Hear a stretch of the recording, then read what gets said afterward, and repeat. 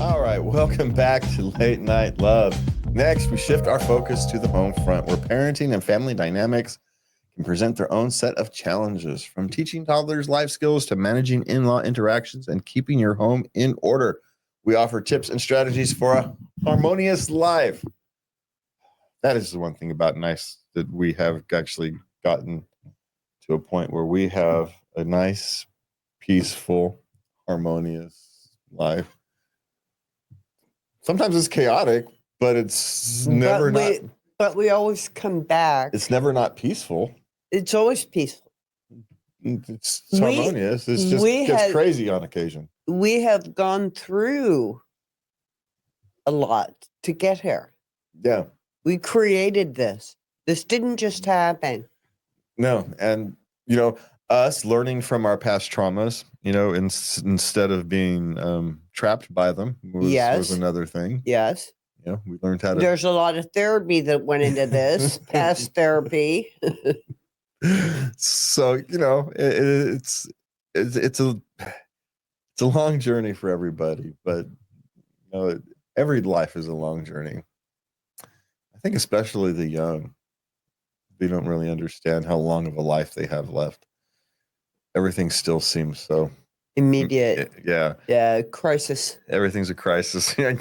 Dude, you got 50 years left. You can't live in crisis mode for 50 years. Are you kidding me? You guys are going to kill yourself. So, and then you look back and go, yeah, we were just as dumb in our 20s. So, definitely. Yeah. So it's not, of course, we didn't eat Tide Pods. We didn't eat Tide Pods. No.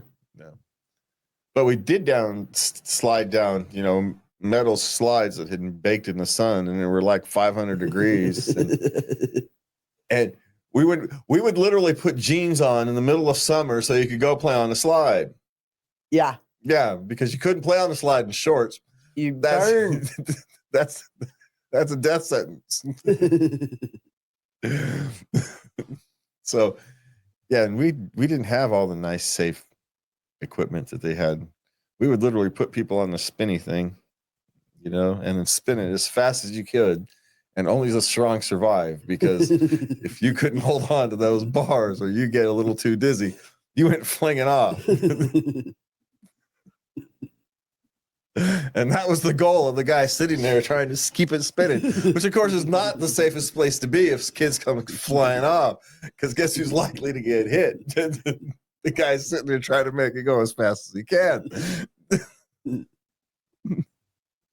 It's amazing we all lived, but yet somehow. What about those dome jungle gyms where you could crawl up to the top?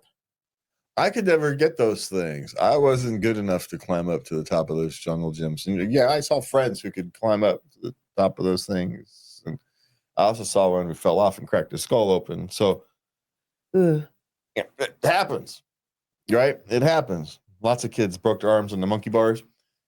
You don't see broken arms anymore. Not enough kids are breaking their arms.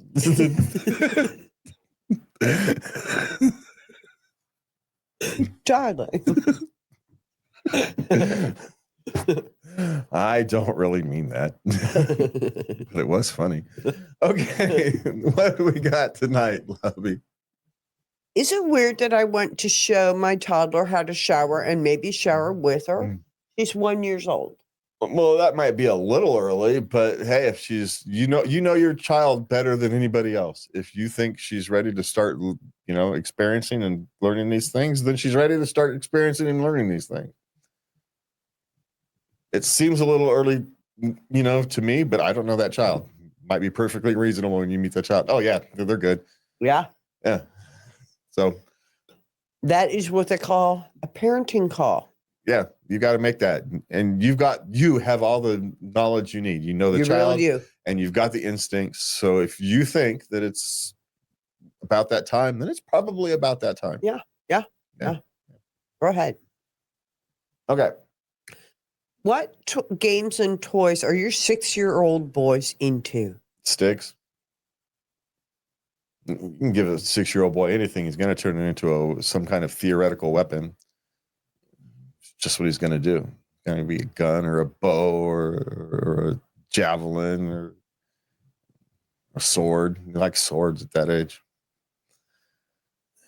I remember one time I was going to take my grandson to the park, and I was not as physically active as I am now. And I was worried about what am I going to do with this kid to keep him involved. And I asked you, I was talking to you about it, and it goes, he'll find a stick.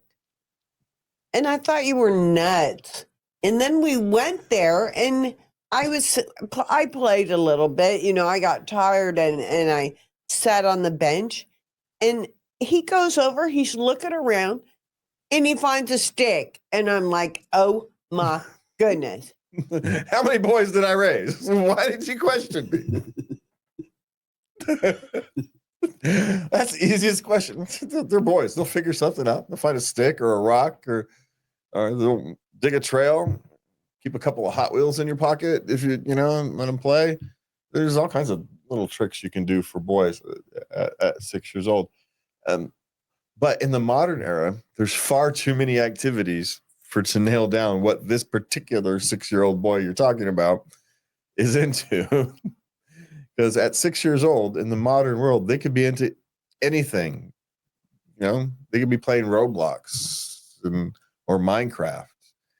They could have a little Switch or something. Who knows, whatever their parents are into.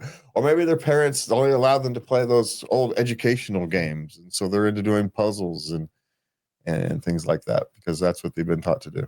Yeah. So you're going to have to know a little bit about the child. Now, if you're wanting the child to expand the child's, things he's been exposed to, then you find out what he's doing now and get him something different, completely different. Something hasn't been exposed to. Yeah. Yu-Gi-Oh cards. I don't know. I don't. Pokemon. I don't know how advanced 6-year-olds are these days, but that seems about right for these kind of things. So just find something that's completely different than he's into and let him expose to that. That's another strategy. So if he's only been exposed to high-tech games, get him something low-tech. If he's been mostly exposed to low-tech stuff, maybe you want to invest in something higher tech if his parents approve. If it's your child and you're just stumped because you've given him too much stuff, well, don't give him stuff. Give him time. If you have a child who hasn't had a lot of stuff because you've been economically challenged in the past, but you actually happen to have some pocket money at the time and you want to get something special for him, well, then you think about what he actually would like. That's actually a more difficult thing, but I can't tell you what that would be. So there's different answers depending upon the child. And to tell you the truth, it really is, you got to try it out and they may not be interested.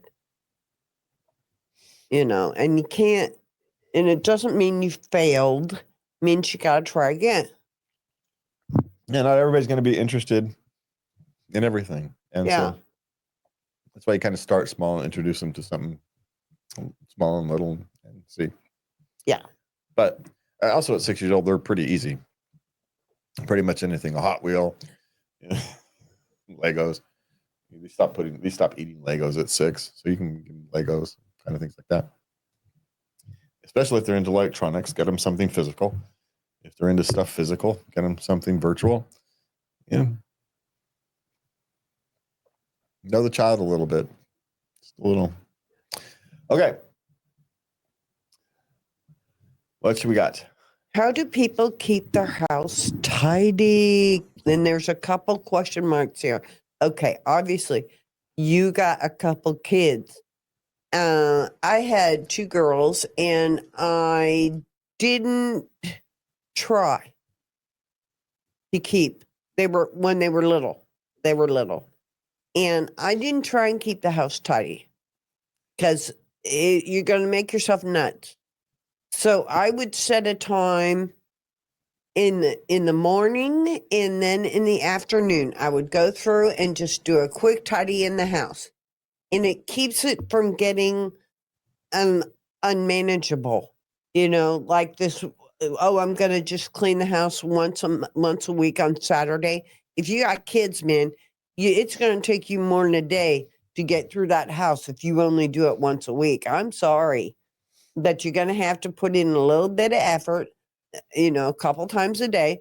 Figure out what works best for you, your sleep schedule, and all that good stuff, and then you'll be all right. You really will. And it's just controlled chaos right now. Yeah, Is what we used to call it. With the little kids, it's the controlled chaos. With you, it's don't make your messes in the first place, or don't let them accumulate. Don't let your own messes accumulate. That way, the only messes you're having to pick up all the time is the messes from the kids. Yeah. So that's the easiest thing. Is it's kind of like when I teach my podcasters. It's you save 3 hours on the back end by an hour of prep. Right, you spend an hour of prepping, making sure all the equipment's you do all that before you start recording, saves you 3 hours in post-production. It's like a 3-to-1 thing. So put a little bit of effort in the front side, and you have a lot less effort to put in later when you have to go through and try to go through and do it all in this one big sweep. Yeah. Now, sometimes you're the personality type doesn't lead to you be having that type of behavior. You've got a personality type that would simply rather spend the mass energy less often. Some people are like that. And my suggestion is to don't fight it. Just discipline yourself that you actually do it. If you're going to take that path, because it's your nature, that's fine. But then you're going to have to be ultra disciplined to make sure you do it. Because if you aren't ultra disciplined to make sure you do it, then it becomes this big overwhelming thing that you're never going to do. Yeah.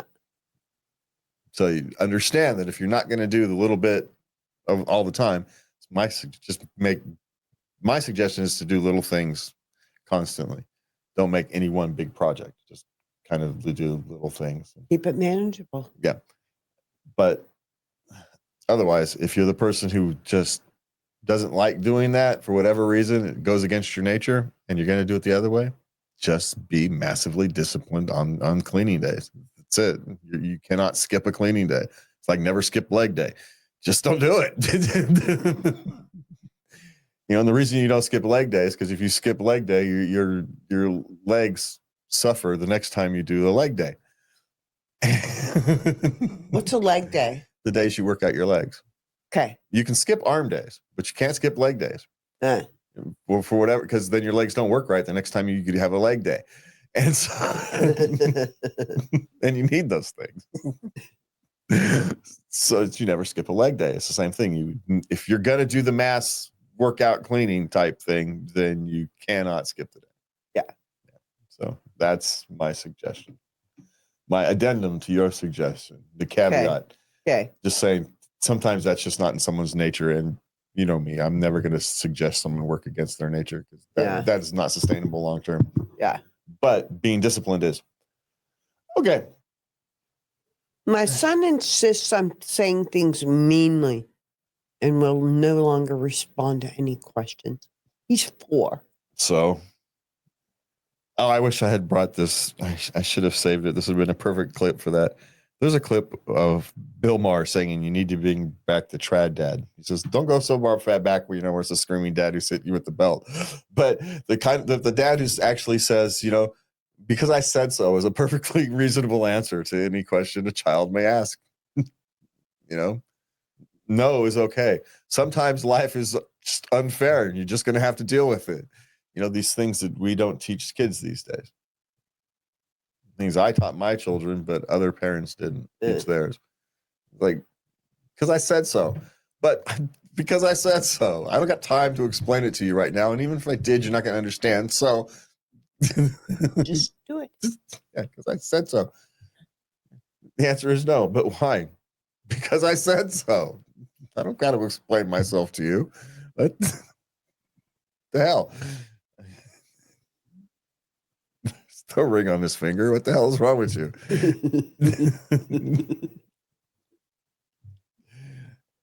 So That's what I would do. What do you care what a 4-year-old says? 4-year-old says you're mean. Yeah. That means you told him he couldn't do something he wanted to do. Yeah. That's all that means. That's all that means. It's all that means is he didn't get his way. And your response to that is, so what?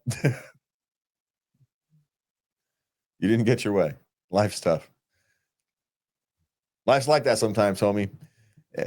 And yeah, he'll respond to your questions. He's just not going to do it now. Enjoy the peace. There you go. Okay.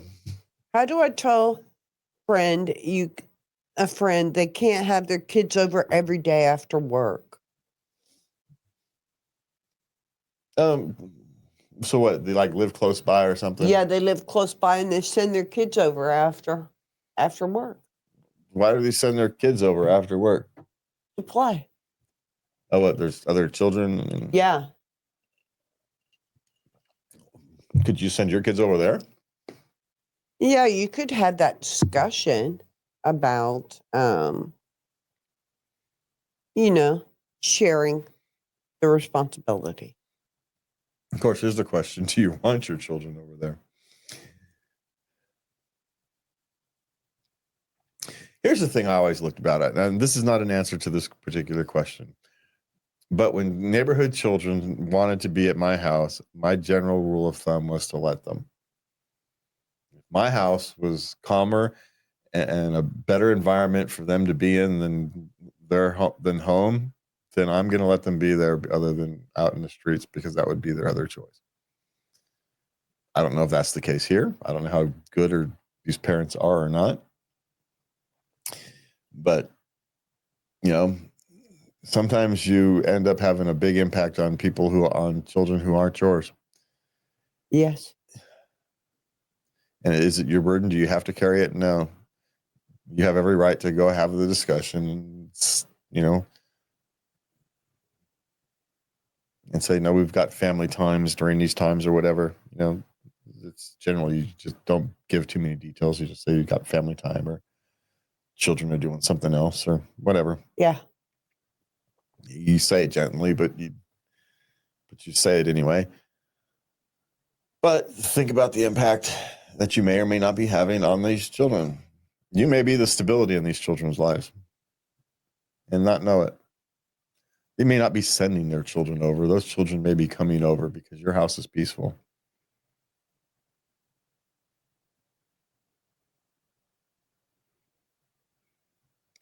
And, if that happens to be the case, does that change the equation? I don't know. That's a personal question. You can't answer that question for anybody else. Mm-hmm. That's a heavy burden, if one chooses to carry it. But at least you have the opportunity to choose to carry it or not. So just think about it that way. That's what I would do. Okay. In-laws asking my 4-year-old who's fatter. Not sure if I'm overreacting or if it's warranted. So the in-laws are fighting with each other. Okay. And they'll ask the 4-year-old, is Grandpa fatter than I am? Seriously. Okay, I can go back to why the heck does anybody care what a 4-year-old says? Why are we asking 4-year-olds' opinions on these kind of questions to begin with? That's a far more concerning thing. Why are adults asking 4-year-olds an opinion on anything but what sugar cookies they want? I'm just I don't get it. But no, it's not appropriate, but you probably are overreacting upon its impact. It probably has no lasting impact on the child in terms of maybe the child's not going to like your in-laws very much as he grows up and not going to know why. But, just going to have an inherent dislike for both of them for some reason. And he's not going to really be able to figure it out. And that's probably going to be why.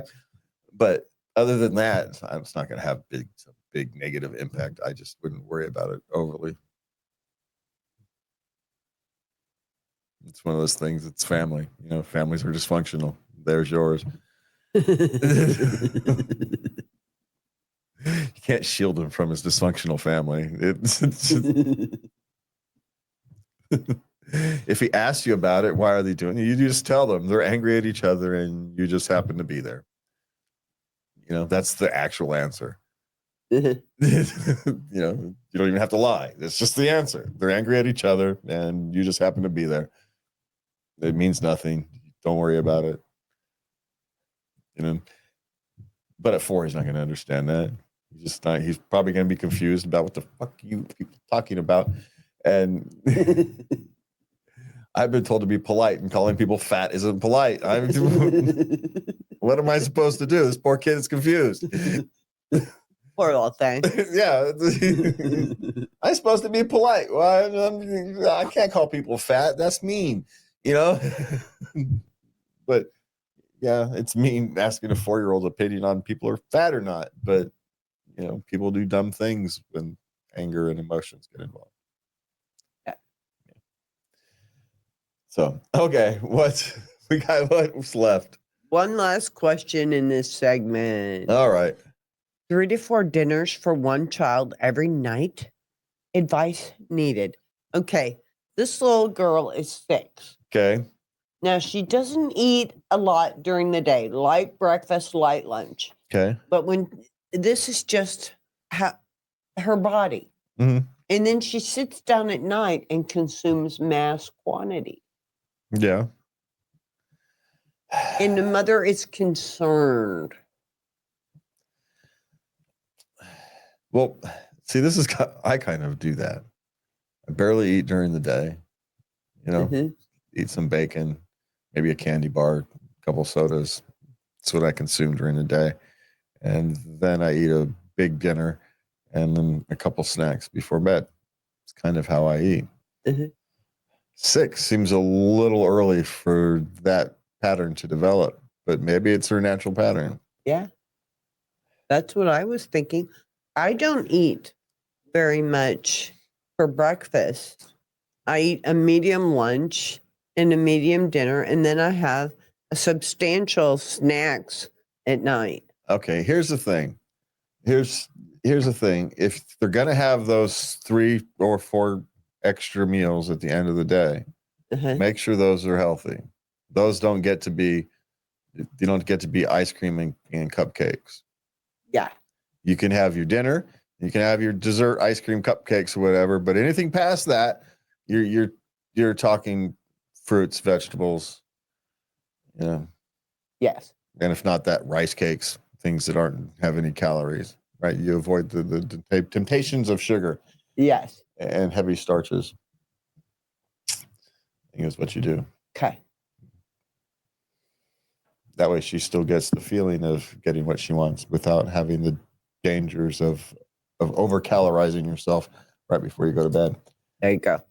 All right, that's it for us tonight. Thank you for watching. Please remember, you can find us at latenightLove.us. You can send your letters, questions, comments, suggestions, etc. to love@latenightLove.us. And with that, for me and Lovey, have a good night.